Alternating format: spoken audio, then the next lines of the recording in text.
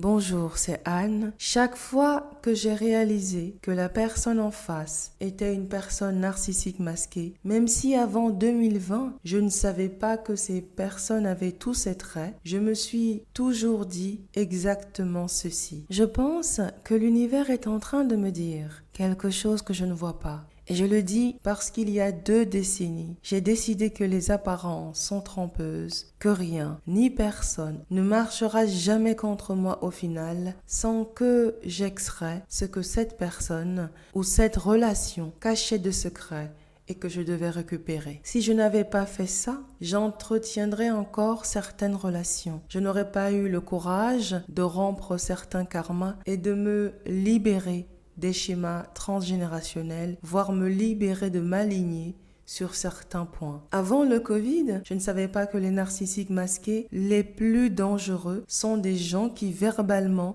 sont doucereux, calmes, posés en apparence. Je ne savais pas ce que c'était le silence passif-agressif ou le gaslighting. Je ne savais pas que beaucoup commencent à mettre en place leur stratégie une fois qu'ils savent beaucoup sur leur proie, si je puis dire. Une fois qu'ils découvrent ou croient avoir découvert la vulnérabilité de leur proie. Je ne savais pas non plus qu'il y avait des gens qui prenaient plaisir à utiliser la confusion et la peur pour contrôler. Si vous vous y connaissez un peu en astrologie d'ailleurs, je vous invite à analyser vos axes Taureau-Scorpion et Lion-Verseau en maison avec les planètes et luminaires en aspect. Là où l'aspect ombre, donc l'aspect manipulateur, des signes se manifeste le plus, c'est à partir du signe du lion, du 5e signe du zodiaque. Et là, je le dis en pensant à 3 narcissiques masqués. Un des 3 narcissiques est Lion ascendant Verseau. Les 2 autres sont de signe solaire Scorpion. Il y a aussi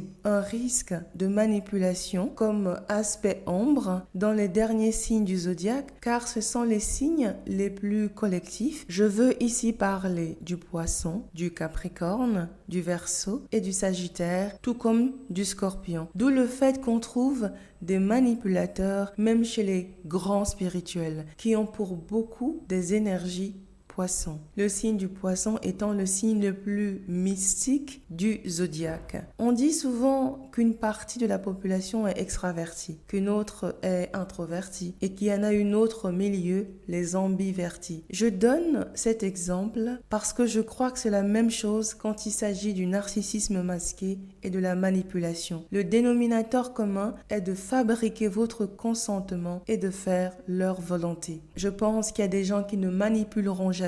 Je pense qu'il y a une catégorie qui sera toujours manipulatrice et qu'il y a au milieu des personnes qui de temps en temps, peut-être dans un excès de peur, d'angoisse, se mettent à manipuler pour plus rapidement arriver à leur fin. Je crois qu'il y a au moins un tiers du monde pour qui la manière de faire est d'abord de manipuler et d'appliquer les traits du narcissisme, mais de manière masquée. Les dominants dominent par la peur, la confusion et le mensonge. Et quand vous êtes en situation de trauma, vous utilisez très peu votre cortex préfrontal, partie du cerveau, système du cerveau qui se développe fortement dans la vingtaine et siège, d'après certains psychologues, du higher self. Vous utilisez beaucoup plus le système primitif ou reptilien et le système limbique. Alors on a peur et comme on a peur, on se fige, on fait plaisir. C'est la fin de ce podcast. Merci beaucoup pour votre attention. Belle journée et à bientôt.